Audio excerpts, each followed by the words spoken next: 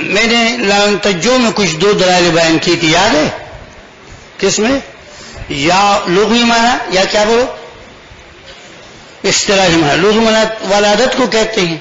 صیغہ مجہول ہو تو ولاد کہ اللہ کی ذات والد مولود نہیں ہے، کیا نہیں بولو؟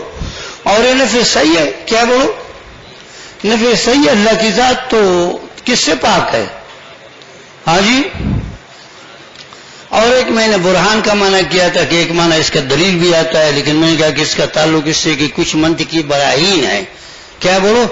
برہان تسلسل، برہان تضعیف اور برہان تمنا.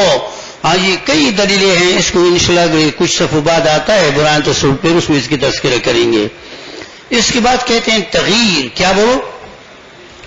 ولا یتغیرو. کیا کہتے ہیں؟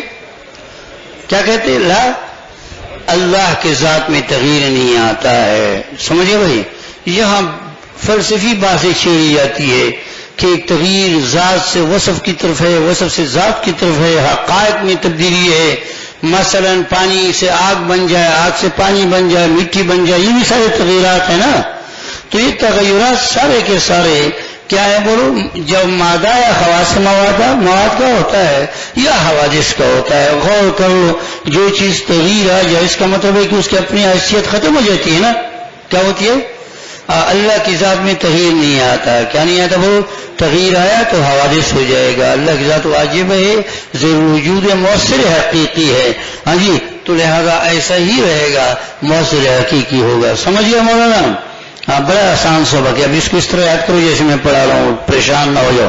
تعالی عن الجنس والجہات. اللہ کی ذات پاک ہے، عالی ہے اس بات سے کہ اس کے لیے جنس آ جائے، اس لیے کہ جنس اجزاء ذہنیہ میں سے ہے، اور اللہ کی ذات اجزاء سے مطلقاً پاک ہے. پہلے ہو چکا ہے نا. اب یہ ترجمہ تم خود بھی کر سکتے ہو. والجہات، جہات سے ستہ مراد ہے. جہات ستہ جہت. اب دیکھو وہ لڑکا کدھر ہے جو روز پوچھ رہا؟ آواز ہے ہی نہیں. وہی تو جو بیٹھتا ہے وہ کدھر ہے؟ نیچے گیا. اب ٹھیک ہے اس کو نیچے رہنے دو. جہاد وہ ایک جہت منطقی ہے، وہ جو کہتے ہیں نا وہ آج قضاء میں آتا ہے، لیکن یہاں وہ جہت مراد نہیں ہے. یہاں جہات ستہ مراد ہے. کیا بولو؟ ستہ مراد ہے. فوق تحت، یمین اور شمال، خلف اور قدام، یہ سارے کے سارے مادیات کے ساتھ لازم ہے. اور اللہ کی ذات مادہ سے پاک ہے، لہذا جہاد بھی نہیں ہوگا. معلوم ہو رہا ہے کہ مصنف بہت بڑا اہل سنت و جماعت کا ترجمان ہے. ہاں جی توحید کا قائل ہے. کتنے زبردست کہتے کہ کسی قسم کا جہد ثابت نہیں ہو سکتا ہے، اس لیے کہ جہد تو یہ یمین. دیکھو اب میں ادھر ہوں، یہ لاؤڈ اسپیکر میرے سامنے سے ہے، نظر آ رہا ہے نا کیا؟ لیکن یہاں تو اور بہت ساری چیزیں، ہوا ہے اور ہوا میں ذرات ہیں، وہ اس کے بارے میں آپ کہہ سکتے کہ یہ سامنے بتا سکتے ہو؟ ہاں یہ دیوار ہے میری پیچھے ہے، تو میں مادی چیز ہوں، مجھے دیکھ کر ہی آپ دیوار کا میرا پیچھا معلوم کرتے ہو. لیکن اگر یہ کوئی چیز نظر نہیں آئے تو آپ کیسے فلانی چیز سے آگے یا پیچھے؟ ہاں تو لہٰذا یہ مادیات میں سے ہے، لہذا یہ بھی ایسا بھی نہیں ہوگا. تو یہ موٹے موٹے اقسام آپ کو بیان کر دیے کہ اللہ کی ذات جو ہے نا وہ کیا ہے. جی بولو وہ کیا ہے؟ ہاں بسیط ہے اور کسی قسم کے اجزاء اس کے نہیں ہیں. تحدید حقیقی لفظی کسی قسم کا حد بیان نہیں کیا سکتا ہے، اس لیے کہ حدود ہمیشہ کے لیے کس سے بیان ہوتی؟ تم ابھی آگے سبق ہو گیا کہ اس لیے کہ حدود جو ہوتے ہیں وہ اجسام یا اجزاء کے ساتھ بنتے ہیں. اللہ کی ذات جو ہے نا ہر لحاظ سے اجسام سے بھی پاک ہے اور بولو کسی اجزاء سے بھی پاک ہے. لہذا حد چاہے منطق والا ہو، چاہے حکمت والا ہو، چاہے لغت والا ہو، اس کے لیے بیان نہیں کیا سکتا ہے. ہاں اس کا تصور حقائق کے لحاظ سے کن اور کنی ہی جو حقائق ہے اس کے لحاظ سے بھی نہیں ہو سکتا ہے. اس لیے حقائق کو مانو گے تو کیا ہوگا بولو؟ اجزاء کو ماننا پڑے گا، اور یہ تم پہلے ہم ثابت کر چکے ہیں، لہذا وہ بھی ٹھیک ہے. اللہ کی ذات پاک ہے اس سے. آگے کہتے ولا ينتجو، نہ کسی سے جنا ہے اور نہ کسی کو جنا ہے، جیسے قرآن کریم میں بڑے پیارے انداز سے کہا ہے لم یلد اس کو دلیل میں پیش کر لو، لہذا وہ بھی ٹھیک ہے. سارے صفات سلبیہ ہیں اور یہ تمام عیوب سے اللہ کی ذات پاک ہے. ولا یتغیر، اور نہ کو ذرا بر اس میں تبدیلی آتی ہے. کیا آتی بولو؟ ذرا بر اس میں تبدیلی بھی نہیں آتی ہے، نہ اس پر امکان آتا ہے، نہ اس پر عدم آتا ہے، نہ وہ تکتا ہے، اور نہ مقصد کہ کوئی چیز اس کے لیے ثابت نہیں ہے.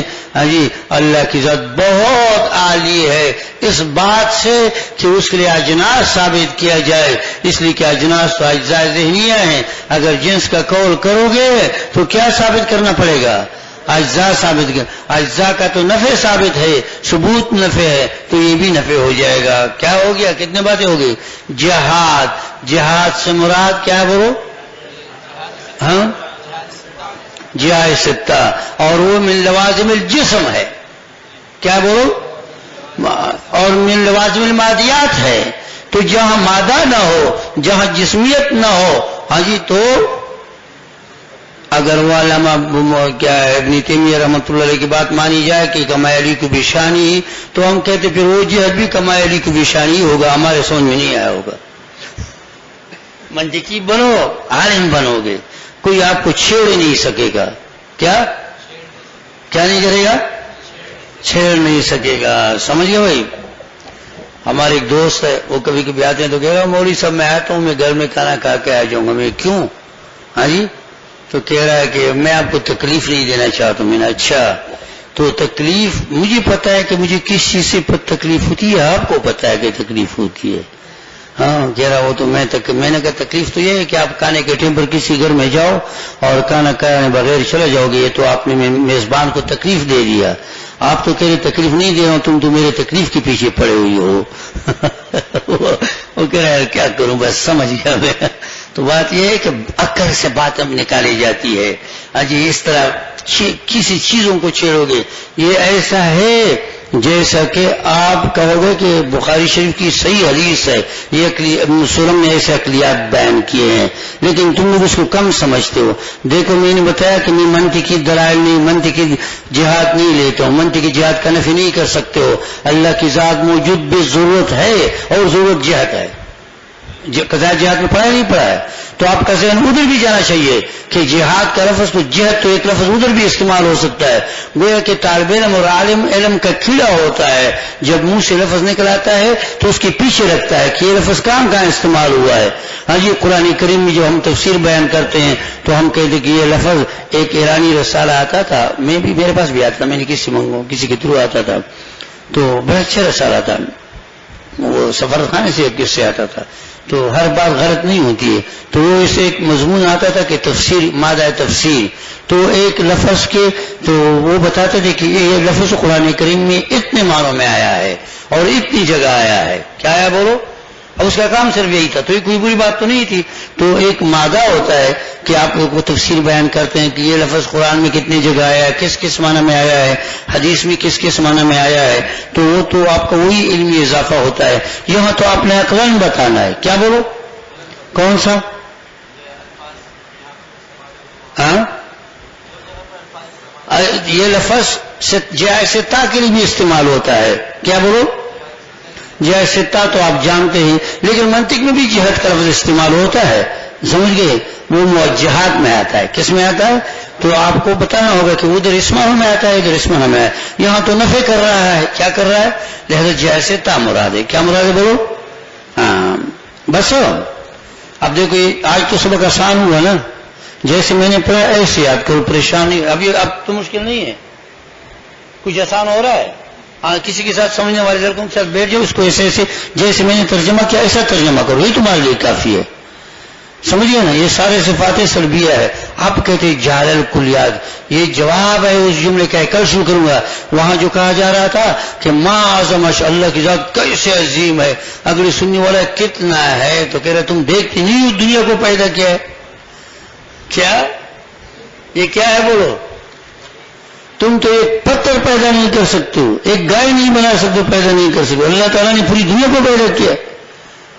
ہاں، اور کوئی آدمی خوبصورت سا بلڈنگ کا نقشہ بناتا ہے، دوسرا دیکھتا ہے اوہ کتنا خوبصورت بنایا ہے، تعجب سے کہہ رہا ہے. اتنا سا مکان کا جائے، اور جس نے پورے عالم کو پیدا کیا تو تعجب نہیں ہوگا؟ ہاں، تم اس چھت کو بغیر 10 فٹ چھت کے آپ بغیر ستون کے کھڑا نہیں کر سکتے ہو، کرو گے؟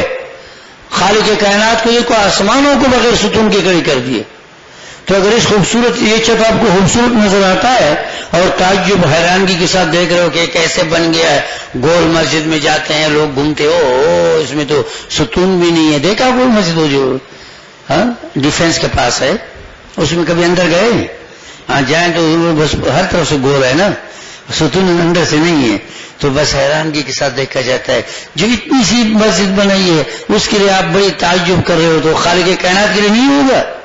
اس لیے پہلا جواب یہ ہوا جعل الکلیات والجزیات، اس کا معنی یہ ہے کہ اللہ نے سارے عالم کو پیدا کر لیا ہے۔ عالم کا ترجمہ کیوں کر رہا ہوں؟ کلیات پر الف لام داخل ہے، جزیات پر الف لام داخل ہے، ترجمہ ایسا کرنا پڑے گا، تمام کلیات اللہ نے پیدا کیے، تمام جزیات کس نے پیدا کر لیے؟ اللہ نے پیدا کیے، تو کوئی چیز کلی اور جزی سے خالی نہیں۔ جب ہر کلی اور جزی مخلوق ہے تو عالم بھی مخلوق ہے، جب عالم مخلوق ہے تو خالق کون ہے؟ اللہ کی ذات ہے۔ یاد ہو جائے گا؟ مشکل ہے؟ ہاں اب بیٹھ جاؤ، شاباش، ٹھیک ہے، بس یاد کرو، میں بیٹھا ہوں، یاد کروں۔